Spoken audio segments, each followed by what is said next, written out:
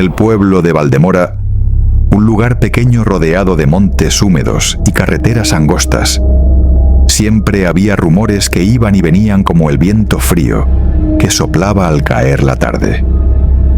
La gente decía que Valdemora era tranquilo, pero no silencioso. Siempre había un perro ladrando en la distancia. Una puerta vieja golpeando con el aire, o el sonido de algún motor en la carretera que cruzaba la colina. Sin embargo, entre todos esos ruidos cotidianos, había una historia que destacaba, una que nadie contaba en voz alta, a menos que el sol hubiera caído por completo. La historia del hombre que camina atrás. Decían que se lo había visto por primera vez casi 30 años atrás, en los meses en que el pueblo apenas tenía luz pública y las calles se iluminaban solo con el resplandor amarillo de los postes viejos. Una mujer relató que una noche, al volver del trabajo, vio a un hombre al final de la calle caminando hacia ella. O eso pensó al principio, pero cuando se fijó mejor, notó que el hombre avanzaba de espaldas. Un paso lento, firme, y otro, como si siguiera un camino que ya conocía, como si escapar no dependiera de correr, sino de no mirar lo que tenía delante. Con el paso de los años, la historia se convirtió en superstición, y la superstición en advertencia. Los niños crecían sabiendo que no debían salir solos después de medianoche, no por miedo a ladrones, sino por miedo a encontrarlo. Y todos entendían la regla no escrita que se repetía entre susurros. Si lo ves, no le hables. Si se acerca, no te muevas. Y por ningún motivo, mires lo que él está evitando mirar. Pero nadie sabía qué era eso, o qué pasaba si lo hacías. Un joven adulto llamado Ernesto, nacido y criado en Valdemora, aunque nunca del todo a gusto con él. Nunca había creído en esos cuentos. Para él, el hombre que camina atrás no era más que una leyenda inventada para asustar a los pequeños y mantenerlos dentro de casa. El típico mito rural. Eso pensaba, hasta que ocurrió lo de aquella noche de invierno. Todo comenzó con un apagón. Valdemora se quedó sin electricidad a las 9:42. Una falla grande, porque todos los postes se apagaron al mismo tiempo, sumiendo las calles en un silencio extraño. Incluso los perros se callaron, como si esperaran algo. Ernesto estaba en su casa terminando unos pendientes cuando la oscuridad lo obligó a dejarlo todo. Sus padres estaban fuera ese fin de semana, así que estaba solo. Tomó una linterna y se acercó a la ventana. Afuera, la calle estaba cubierta por una luz tenue proveniente de la luna. Las sombras eran más largas, más densas, como tinta derramada sobre el asfalto. Ernesto notó que varios vecinos salían a revisar qué pasaba. Se escuchaban voces, puertas abriéndose, pasos en el cemento. Nada fuera de lo normal, hasta que se oyó un grito. Lejano pero claro. Un niño, un grito cortado, brusco, como si hubiera visto algo que no debía. Ernesto salió a la calle con la linterna en la mano. La brisa fría le golpeó el rostro, y el silencio se volvió más evidente. Avanzó unos pasos y vio al pequeño Damián, el hijo de la familia que vivía en la Casa Azul, parado en medio de la calle, con la luz de la luna iluminando apenas su cara pálida. El niño no lloraba, solo miraba hacia el final de la calle, donde empezaba la zona de las casas viejas. Ernesto siguió su mirada y lo vio. Una figura alta, delgada, vestida con ropa oscura, caminando en dirección contraria a la calle, pero no girado hacia allá. No, sus pasos eran hacia atrás. Un paso, arrastrando el pie. Otro. Otro más. Parecía un muñeco viejo retrocediendo sin prisa, sin temblar, sin torpeza. La respiración de Ernesto se atoró en su garganta. Por un segundo, pensó que tal vez era alguien borracho o un anciano desorientado. Pero no. Había algo en la postura del hombre, algo extrañamente rígido, como si su cuello estuviera tenso, como si sus hombros estuvieran empujados hacia adelante por una fuerza invisible, como si estuviera huyendo de algo, algo que no quería mirar. El niño apenas susurró. Salió del callejón. El hombre seguía avanzando de espaldas, directo hacia ellos, a paso firme, sin titubear, sin dudar. Pero algo inquietaba más que su modo de andar. Su cabeza estaba inclinada hacia adelante, como si intentara mirar algo en el suelo, pero sin permitirse girar el cuerpo, como si quisiera asegurarse de que eso, lo que fuera, no estuviera demasiado cerca de su espalda.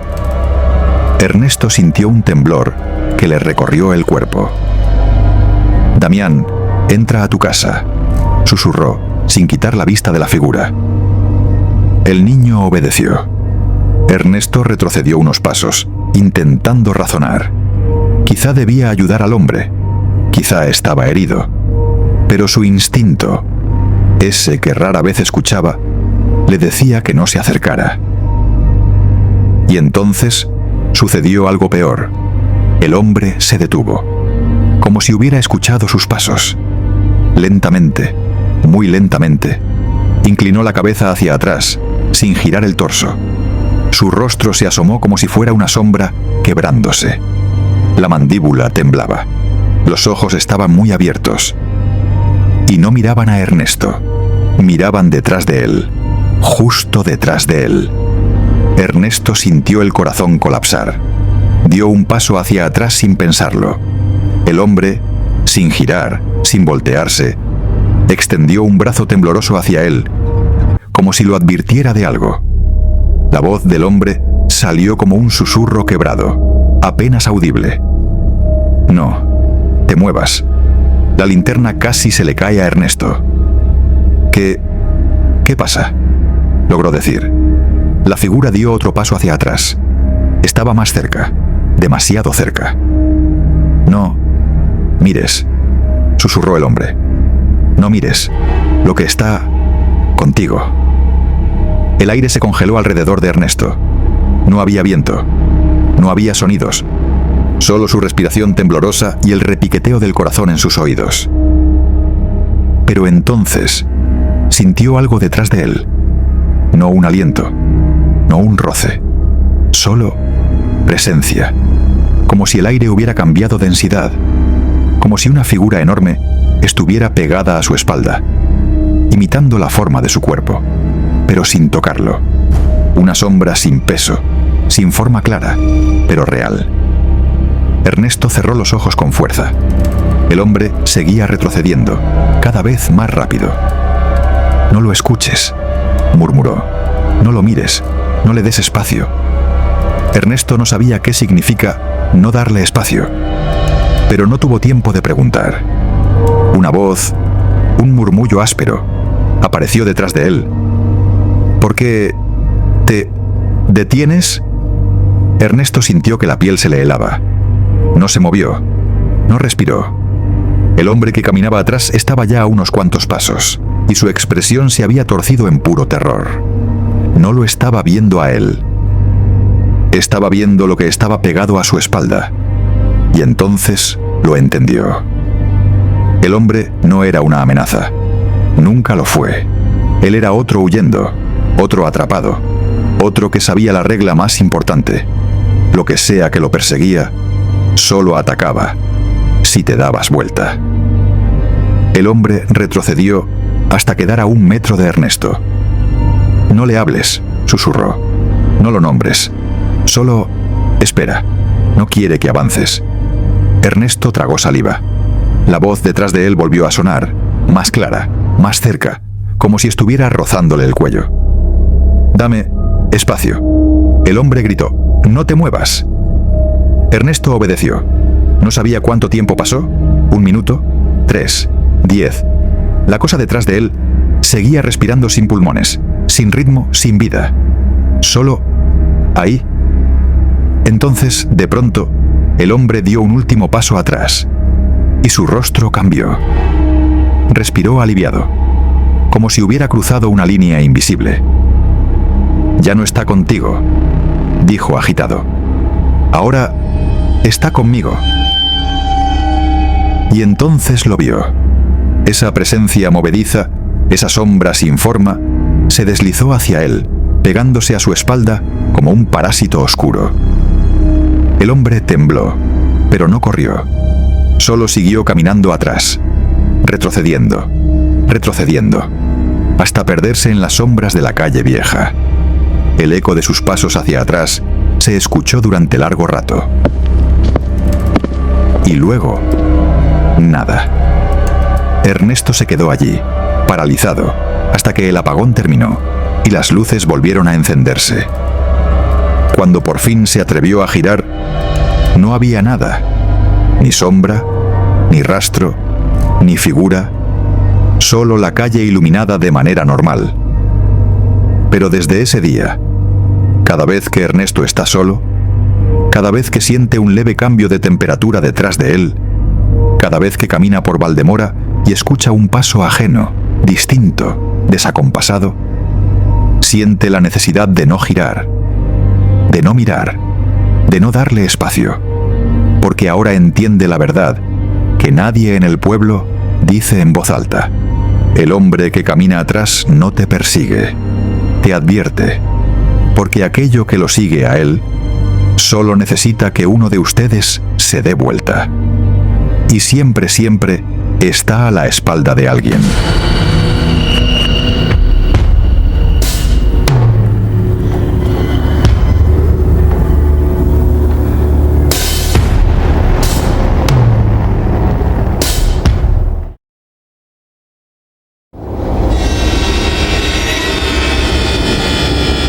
En los alrededores del pequeño pueblo de San Leandro había un sendero que los lugareños evitaban por completo cuando caía la noche. Era un camino antiguo, bordeado por árboles altos que formaban una especie de túnel natural. Durante el día, aquel lugar parecía inofensivo. Incluso podía resultar agradable para cualquiera que disfrutara del aire del campo. Pero al caer el sol, una sensación pesada empezaba a flotar entre las ramas, como si el viento mismo perdiera interés en atravesar aquel corredor.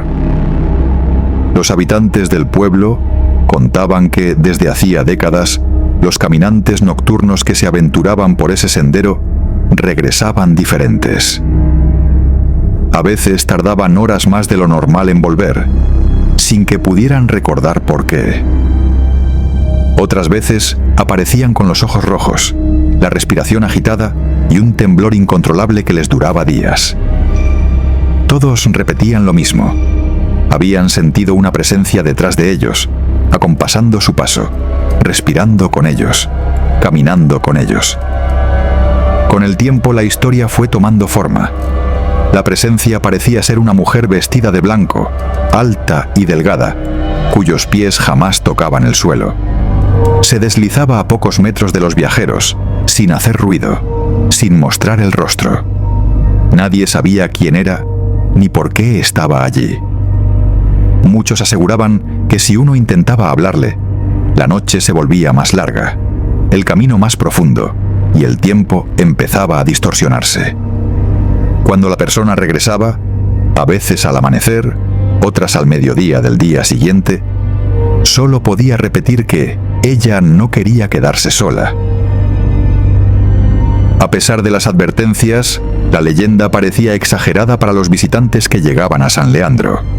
Y así comenzó la historia de Mateo, un joven fotógrafo que había escuchado sobre el sendero maldito y decidió recorrerlo para documentar la supuesta actividad paranormal que allí ocurría. Planeaba hacer un reportaje para su pequeño canal, convencido de que podía captar algo interesante para su audiencia. Varios lugareños intentaron persuadirlo de que no lo hiciera, pero el joven estaba decidido. La noche elegida era fría y sin luna. Las nubes cubrían el cielo como un manto pesado, y el aire estaba más quieto de lo habitual. Mateo inició su recorrido a las 9 en punto, llevando consigo una linterna, una cámara y una grabadora de audio que pensaba dejar funcionando todo el trayecto. El sendero se adentraba lentamente en la oscuridad, mientras las copas de los árboles formaban figuras inquietantes que parecían moverse con cada paso. Al principio, no ocurrió nada. Solo escuchaba sus propios pasos sobre el suelo de tierra, el crujido de las ramas secas y el eco distante de los grillos. Cada cierto tiempo levantaba la cámara y tomaba algunas fotografías. Todo parecía normal. Sin embargo, después de caminar unos 15 minutos, sintió algo extraño. Un cambio en la temperatura. El aire se volvió más frío, pero no de un modo natural. Era un frío repentino, como si alguien hubiera exhalado justo detrás de él.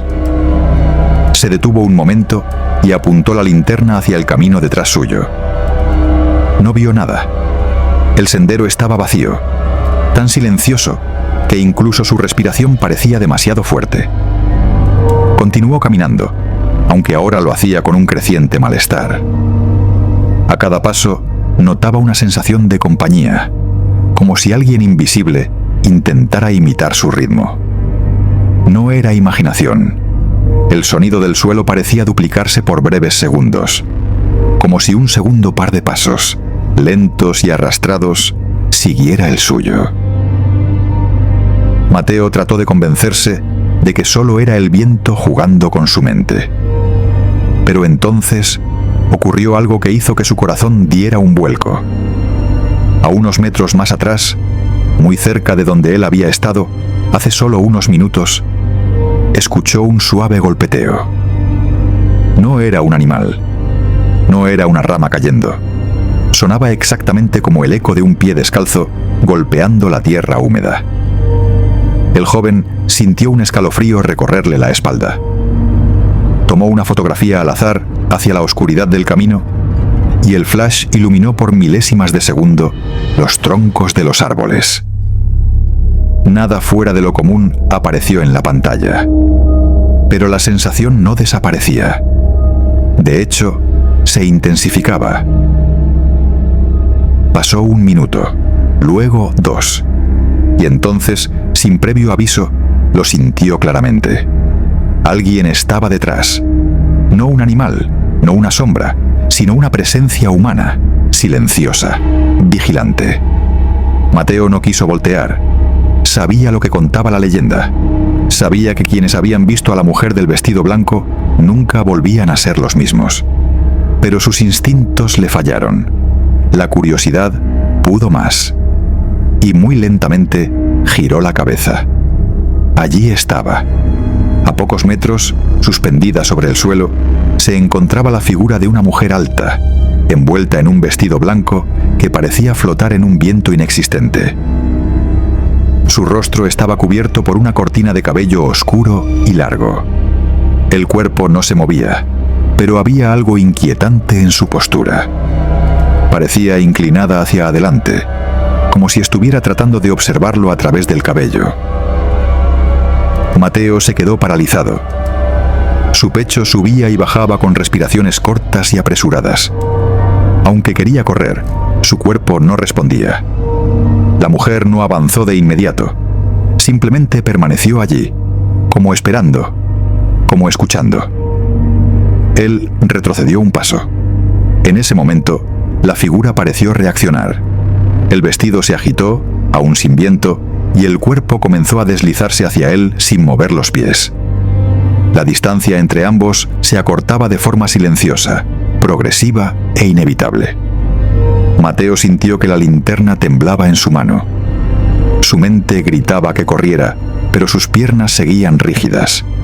Con un esfuerzo desesperado, logró moverse. Dio media vuelta y empezó a correr por el sendero con todas sus fuerzas.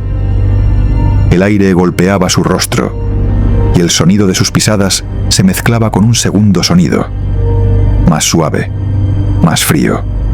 como si algo se desplazara muy cerca del suelo detrás de él. No se atrevía a mirar. Su respiración era irregular y el peso del pánico lo hacía tropezar con las raíces que se escondían bajo la oscuridad.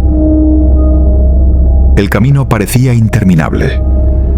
Cada segundo se alargaba como si el tiempo estuviera estirándose a voluntad de aquella presencia.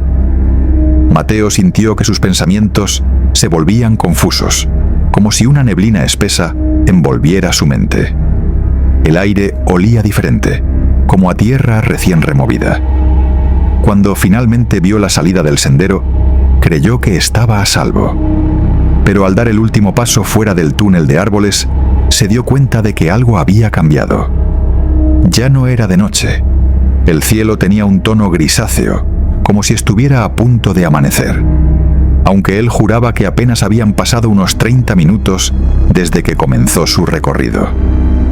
Confundido, revisó la hora en su teléfono. La pantalla marcaba las 5 de la mañana. Habían pasado 8 horas. Mateo no recordaba nada después del momento en que comenzó a correr. Ningún fragmento del escape, ninguna imagen clara. Solo tenía la sensación persistente de que algo lo había seguido mucho más tiempo del que podía comprender. Una frase repetitiva se formaba en su mente, una que no sabía de dónde venía. No quería que la dejara sola. Las palabras resonaban como un eco profundo, casi ajeno, pero instalado en su interior. Cuando finalmente llegó al pueblo, exhausto y temblando, fue llevado de inmediato con los lugareños. Ellos sabían lo que había pasado antes de que él lo explicara. Sabían que la mujer del camino lo había acompañado. Y sabían que no sería el último. Desde ese día, los habitantes de San Leandro afirman que la presencia se ha vuelto más activa. Algunos aseguran haber visto un segundo par de huellas formando surcos en la tierra, justo detrás de los caminantes. Otros dicen escuchar susurros femeninos rogando que nadie la deje sola, que alguien camine con ella, que alguien la acompañe en la oscuridad eterna del sendero. Y aunque nadie sabe exactamente quién fue aquella mujer, todos coinciden en una cosa: quien la ve una vez jamás vuelve a caminar solo de noche, nunca más.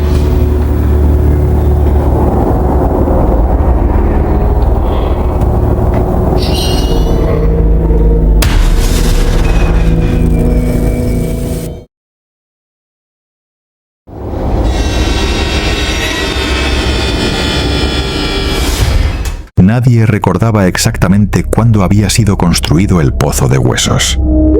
No aparecía en los planos del cementerio ni en los registros de obras. Para muchos, simplemente había estado ahí desde siempre, como si fuera más viejo que las primeras tumbas, más antiguo incluso que la iglesia que se levantaba a un costado, deteriorada por el tiempo. El pozo era una estructura circular, de piedras gruesas, sellado con una tapa de hierro oxidado que dejaba escapar un olor a tierra húmeda y algo más, un olor que muchos preferían no intentar identificar. A su alrededor, la hierba crecía en parches, amarillenta, sin vida, como si la tierra evitara alimentarse de lo que sea que yaciera debajo. Durante el día, el pozo pasaba desapercibido. Parecía parte del paisaje del cementerio viejo. Pero de noche era distinto. Los pocos trabajadores que quedaban y se turnaban para vigilar el lugar nunca se acercaban al pozo después de la puesta del sol. Y no por superstición, no por cuentos de viejos. Era por experiencia. Quienes habían tenido la mala idea de permanecer cerca del pozo durante la noche habían terminado renunciando, enfermos o mudándose de ciudad sin despedirse de nadie. Pero una noche, a finales de octubre, todo cambió. Por culpa de un guardia nuevo. Su nombre era Esteban Morales, un hombre de 40 y tantos, tozudo, de esos que nunca creían en lo que no podían ver con sus propios ojos. Tenía fama de valiente, quizá demasiado. Había trabajado en bodegas, hospitales e incluso en morgues. Nada parecía afectarlo. El administrador del cementerio le advirtió: «Mientras estés aquí, evita el pozo, sobre todo por la noche». Esteban ni siquiera levantó la vista de los papeles. «Sí, sí, como usted diga». Las advertencias no sirvieron. La primera noche transcurrió sin sobresaltos. La luna estaba parcialmente cubierta por nubes, y el cementerio parecía un mar de sombras. Esteban caminó por los pasillos de las tumbas, iluminando con su linterna cada rincón. Todo le parecía normal, demasiado normal. Sentía curiosidad, más de la que debía. A medianoche pasó por primera vez cerca del pozo. No vio nada extraño, solo la tapa oxidada reflejando un poco de la luz de la linterna. Pero lo que sí notó fue un sonido tenue, casi imperceptible. Un sonido que parecía venir de muy abajo, como si algo se deslizara lentamente contra la piedra. Una especie de roce. Se detuvo unos segundos, acercó la oreja y escuchó. Nada, solo el viento. Sacudió la cabeza y siguió caminando. La segunda noche fue distinta. Poco después de las 11, Esteban volvió a pasar junto al pozo.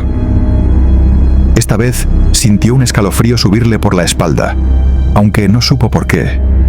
El aire estaba quieto, demasiado quieto. La temperatura había descendido de golpe, lo suficiente para que le temblaran las manos. Y entonces lo escuchó. Un sonido débil, irregular, como si algo estuviera rozando las paredes internas del pozo. No sonaba como una rata. No era un animal. Era algo más áspero, más ansioso, como uñas raspando piedra. Esteban contuvo la respiración. El sonido se detuvo de golpe, como si hubiera notado que él lo escuchaba, pero justo cuando se dio la vuelta para alejarse, escuchó otro sonido, más fuerte, más claro. Un susurro, bajo, débil, pero inconfundible. No era español, ni ningún idioma que reconociera. Era un murmullo gutural, húmedo, que parecía venir desde una garganta que ya no debía funcionar. Siguió caminando, pero no pudo evitar mirar hacia atrás. La tapa del pozo vibró apenas. Un movimiento tan sutil que cualquiera lo habría ignorado. Pero él lo vio. La tercera noche llovió. Era una lluvia fina, constante, que casi parecía un velo entre las tumbas. Las sombras se estiraban entre los mausoleos, y cada sonido parecía amplificado por el eco del agua cayendo. Esteban estaba más inquieto que nunca, aunque se negaba a admitirlo. Tenía la sensación de que el pozo le preparaba algo, que lo estaba esperando, y no estaba equivocado.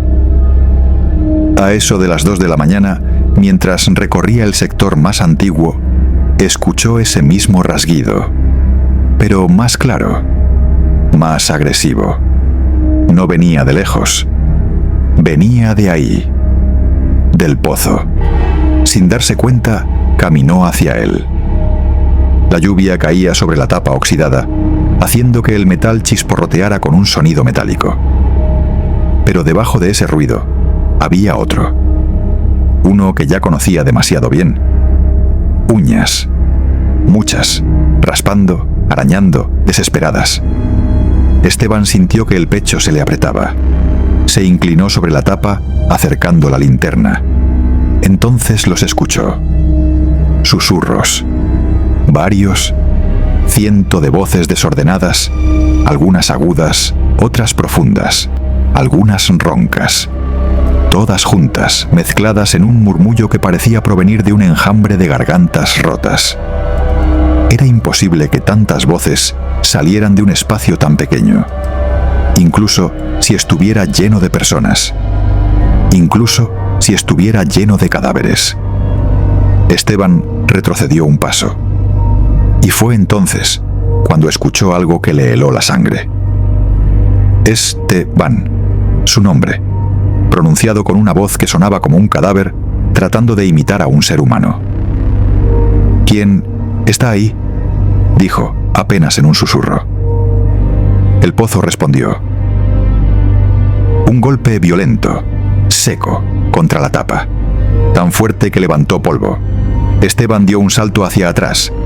La tapa se movió, muy poco, pero se movió. «No», murmuró intentando convencerse de que era su imaginación, pero entonces lo escuchó otra vez. «Baja». La voz ya no era solo una, eran varias. «Baja, baja, baja», como un coro de muertos llamándolo. A partir de esa noche, Esteban empezó a escuchar voces incluso lejos del pozo, entre los árboles, entre las lápidas, en su casa. Se despertaba sudando, con la sensación de que alguien estaba parado junto a su cama. El administrador notó que ya no era el mismo. Tenía ojeras profundas. Caminaba como si sus pies llevaran una carga pesada. Y cada vez que escuchaba la palabra pozo, se ponía pálido. Una madrugada, el guardia encargado antes que él lo interceptó en la entrada del cementerio. «Deja ese lugar, Morales», le dijo sin rodeos. «No te quedes una noche más». «¿Qué sabe usted?». El hombre tragó saliva. «Más de lo que me gustaría. Ese pozo llama. Y cuando llama por tu nombre, ya no te suelta». Esteban lo ignoró. O quiso ignorarlo. Pero esa noche, el pozo volvió a llamarlo. Era la cuarta noche. El viento soplaba con fuerza, arrastrando hojas secas entre las tumbas. El cielo estaba completamente negro. No había luna. Apenas comenzó su turno, Esteban escuchó un susurro. Su nombre, tan suave que parecía respirarle a centímetros del oído. No venía de las radios, ni de las sombras. Venía del pozo. Sin poder evitarlo, caminó hacia él. Sus pasos eran lentos, como si su cuerpo avanzara por sí solo. Al llegar, vio que la tapa estaba ligeramente desplazada hacia un lado. No mucho, apenas 1 centímetro. Pero por ese centímetro salía un aire frío, gélido, que olía a tierra podrida y hueso viejo. Y dentro, las voces. Miles, todas susurrando, llamando, imitando su nombre, arrastrándolo. «Esteban, ven, abre, abre, abre». La tapa tembló. Esteban dio un paso atrás. Una mano gris, delgada, con la piel pegada al hueso, emergió entre la rendija del metal. Se aferró al borde, luego otra, y otra. 3 manos, 3 cuerpos intentando salir. Los susurros se convirtieron en un grito ahogado, un rugido profundo, una mezcla de llanto y rabia. Esteban gritó y corrió, tropezando entre las lápidas. No miró atrás. No quiso ver si la tapa se abría, si los cuerpos salían, si las voces avanzaban detrás de él. Pero mientras se alejaba, escuchó una última palabra que lo perseguiría para siempre. «¿Volverás?». Esteban renunció al día siguiente. Nunca volvió al cementerio. Pero no pudo dejar atrás algo que había despertado en él. En las noches oscuras, cuando todo estaba en silencio, seguía escuchando ese rasguido, ese roce de uñas sobre piedra. Y cada tanto, entre sueños, una voz que no era humana volvía a pronunciar su nombre. No desde el pozo, no desde el cementerio, sino desde debajo de su propia casa, como si aquello que vivía en el pozo de huesos hubiera conseguido seguirlo, como si el llamado no terminara hasta que él hiciera lo que le habían pedido: abrir y bajar.